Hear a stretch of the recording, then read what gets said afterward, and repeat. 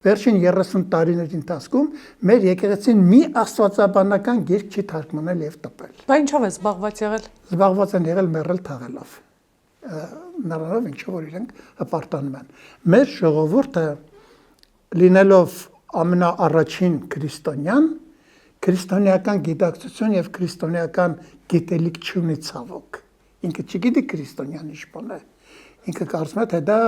մատաղի կնունքի ծնունդի այդպիսի մի բան է, քյաբաբ խորոված, ուրեմն գարի բերանը պետք է մորտելուց առաջ աղլեցնել։ Այնինչ քրիստոնեությունը գիտակցություն է, որը ժողովուրդներին թույլ չի տալիս փչանալ, այլասերվել։ Եվ դուք մեր այլասերվածության վերջին տարիների շատ ու շատ արմատներ փնտրեք հենց քրիստոսաբանական գիտելիքի պակասի մեջ։